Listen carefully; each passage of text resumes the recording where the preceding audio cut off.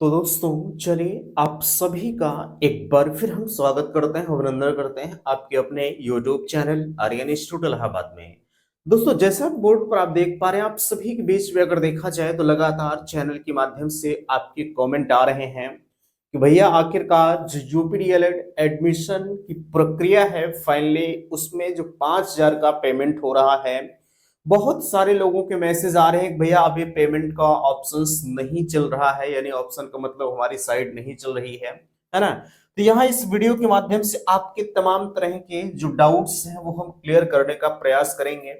देख सकते हैं सबसे बड़ी चीज ये है, अदर स्टेट वाले हैं जिनकी रैंक भैया 2 लाख के ऊपर ही जितने बच्चे हैं सबकी रैंक है। ठीक है, यहाँ देख सकते हैं सवाल ये है कि 2,40,000 रैंक 2,40,000 के बाद वाले एडमिशन कब होगा।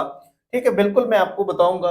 और यहाँ देख सकते हैं एक सवाल है काउंसलिंग फीस कब जमा होगा, और ये जो हमने लिख रखा है आखिरकार ये चीजें लिखने के पीछे क्या राज हो सकता है कि आप ये गलती मत करिएगा। कौन सी गलती आपको नहीं करना है, क्या नहीं करना है, बिल्कुल इस वीडियो में हम आपके बताएंगे।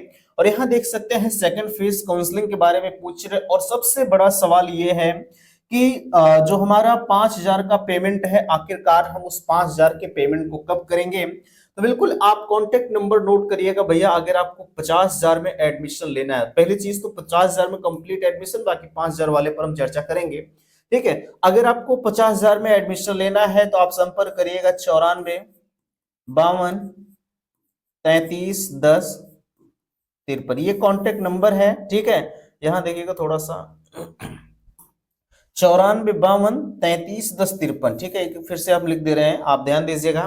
ठीक है, लिखिएगा भैया 94 52 33 10 53, ये आपका कांटेक्ट नंबर है।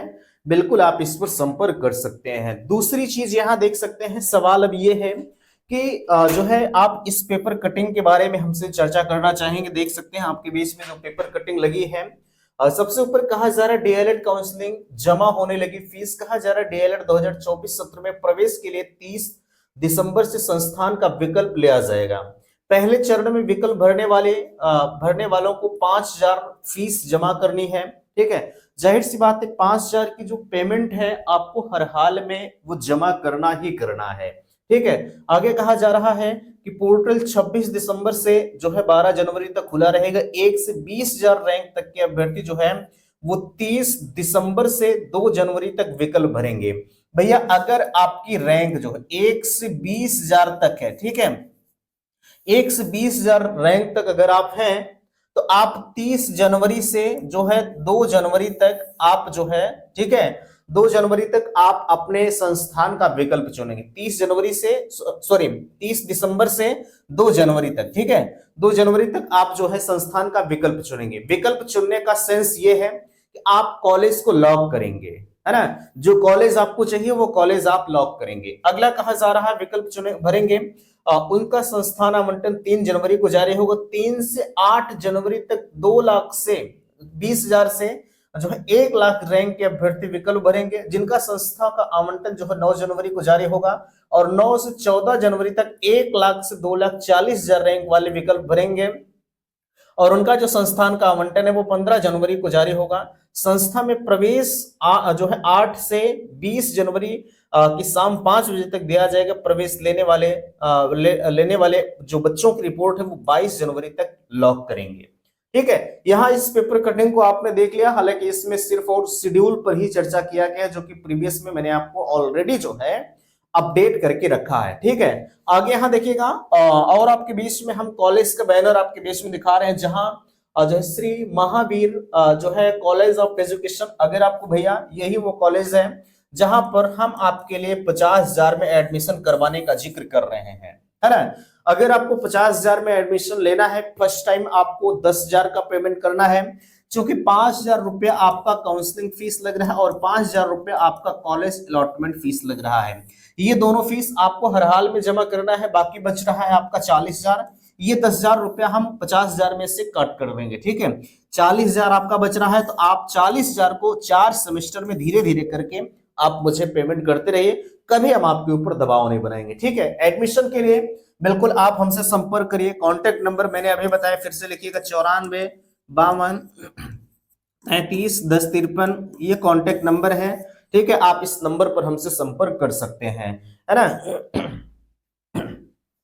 सॉरी, देख सकते हैं कॉलेज आपका पड़ेगा फिरोजाबाद में। ठीक भैया, स्टेशन से फिरोजाबाद प्लस टुंडला से, दोनों स्टेशनों से महज अगर देखा जाए तो 2 से 2.5 किलोमीटर की दूरी इनकी पड़ती है।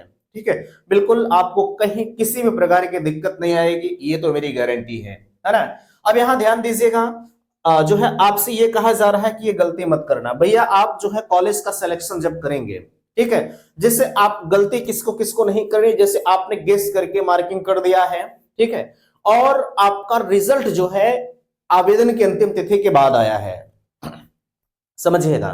ठीक है भैया, नहीं समझेंगे तो गलती आप करेंगे और गलती का खामियाजा आपको भी भुगतना पड़ेगा।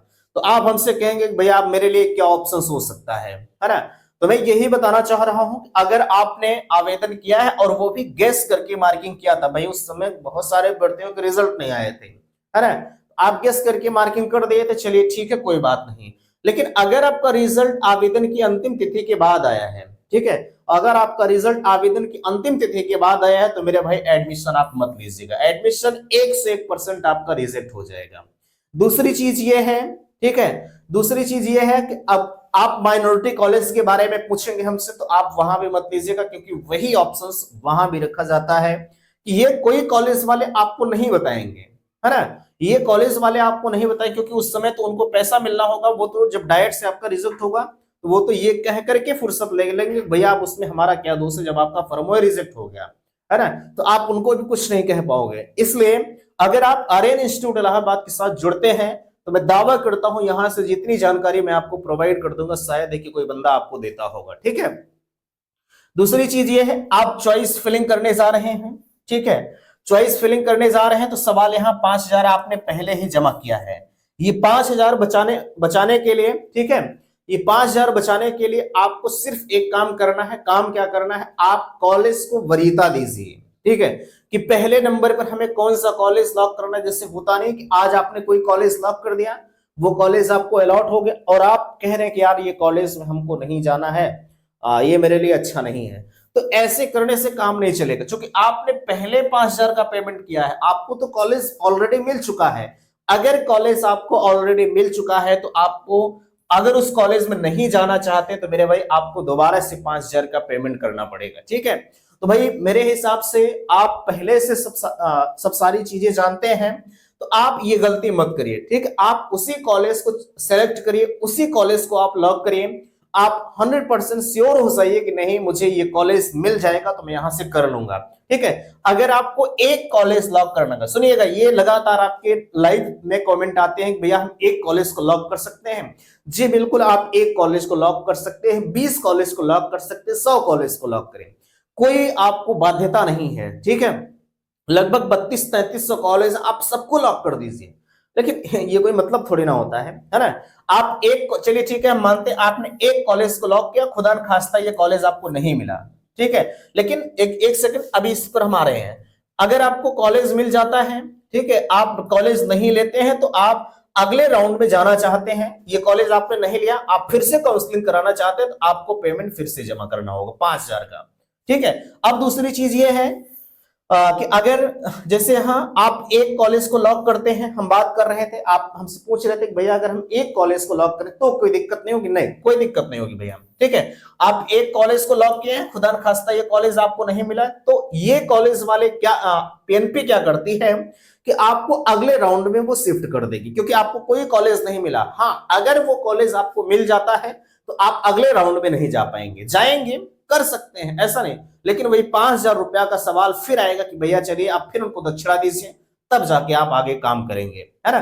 तो मेरे हिसाब से 5,000 रुपया दोबारा देने की कोई जरूरत नहीं यार, आप उसी कॉलेज का सिलेक्शन करें जहां आप श्योर हो जाइए कि नहीं। अगर जैसे हम मानते हैं आप 5 कॉलेज को सेलेक्ट किए हैं, पहले नंबर पर जो कॉलेज मिल जाए कि मुझे ये कॉलेज मिल जाएगा तो मैं कर लूंगा, ये नहीं मिला तो वो मिल जाए मैं कर लूंगा, वो नहीं मिला तो वो मिल जाए, इस तरह से आपको करना है ना। ये गलती भी आप मत करिएगा, जितनी चीजें मैं बताया है, ठीक है, आप उसको बिल्कुल आप जो है लागू करिएगा। ठीक भैया, चलेगा। अब सेकंड फेज काउंसलिंग कब होगी? पहली चीज तो यहां देख सकते हैं जो है सॉरी यहां देख सकते हैं आपके जो है 1 लाख से 2,40,000 तक जो है वो 14 जनवरी तक किया जाएगा, और फाइनली यहां देख सकते हैं 22 जनवरी तक आपको रिपोर्ट लॉक करना है। तो मुझे जहां तक लगता है 23 जनवरी से सेकंड फेज की काउंसलिंग कराई जाएगी। ठीक है, 23 जनवरी से सेकंड फेज की काउंसलिंग कराई जाएगी। आप सब जैसे रैंक 2,40,000 के ऊपर जितने भी अभ्यर्थी हैं, ठीक है, जैसे 2,40,000 एक है, 2,40,000 दो है, ठीक है, या 2.5 लाख है, या 3 लाख है, 3.5 लाख, 3.5 लाख तो रैंक ही नहीं है किसी की, क्योंकि उतने फॉर्म नहीं अप्लाई हुए हैं। 3,25,000 बच्चों ने फॉर्म को अप्लाई किया है ना? तो इन सभी की काउंसलिंग होगी, ऐसा नहीं कि कोई छूटेगा, नहीं। और यहाँ सीट भी खाली जाएगी, ऐसा भी नहीं कि पूरी सीट भरेगी, नहीं, एडमिशन सबका होगा, है ना? जिनका एडमिशन नहीं हो रहा आप मुझसे संपर्क करिए मेरे भाई, मैं चैलेंज करता हूं आपका बिल्कुल सबसे बेहतर जगहों पर आपका एडमिशन मैं करवाऊंगा यार। ठीक है, ये मेरी फुल गारंटी है। बाकी अगर आपको जो भी लगता है आप मुझे बताइए, ठीक है, जो भी चीजें डाउट्सफुल होती हैं मेरे पास कॉल करिए, नंबर मैंने आपके बीच में दे रखा है, हर चीज आपके लिए उपलब्ध है।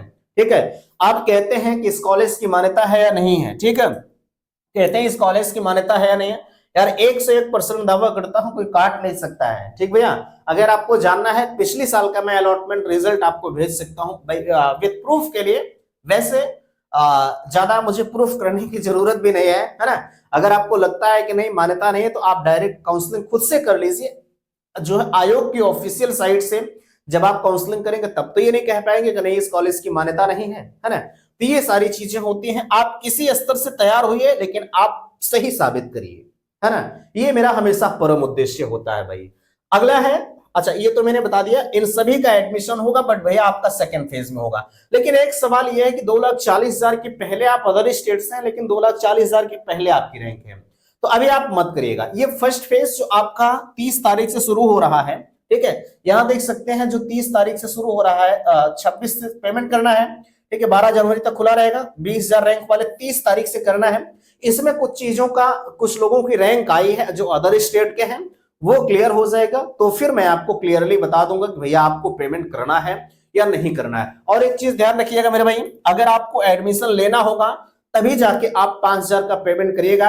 ये 5,000 रुपया आपका नॉन रिफंडेबल है, मीन्स आपका वापस नहीं किया जाएगा किसी भी कीमत पर। ठीक है, तो बिल्कुल आप कंफर्म हो जाइएगा कि नहीं हम एडमिशन लेंगे, तभी जाके आप पेमेंट करिएगा, अन्यथा की स्थिति में मामला आपका डैमेज हो जाएगा। ठीक है, और आप लोग कह रहे थे कि बिना आवेदन का एडमिशन माइनॉरिटी कॉलेज में पॉसिबल है। अगर आपको लगता है कि नहीं मुझे लेना चाहिए तो बिल्कुल आप ले सकते हैं। वैसे नया सत्र आपका बहुत समय नहीं है, ठीक है, अप्रैल मई तक आपका जो नया सेशन है वो भी शुरू हो जाएगा। ठीक है, और वो भी पॉसिबिलिटी है कि 12वीं बेस पर होगा, जो होगा मैं बताऊंगा। अभी से संभावना तो जाहिर मैं नहीं कर सकता, है ना? तो बाकी दिक्कत आपको नहीं होनी चाहिए। आप डायरेक्ट एडमिशन इत्यादि के बारे में पूछ रहे थे, आप उसके लिए परेशान मत होइए, पहले आपकी काउंसलिंग हो रही है। अगर आपको एडमिशन करवाना है तो आप काउंसलिंग से करवा लीजिए, बाकी चीजें मेरे ऊपर छोड़िए, मैं आपको बताऊंगा। ठीक है, तो आशा करते हैं आप सभी को यह वीडियो पसंद आया होगा। प्लीज वीडियो को लाइक कीजिएगा, शेयर कीजिएगा, और चैनल पर पहली बार विजिट किए हैं तो चैनल को सब्सक्राइब कीजिएगा। वीडियो समाप्त करते, थैंक्स, धन्यवाद।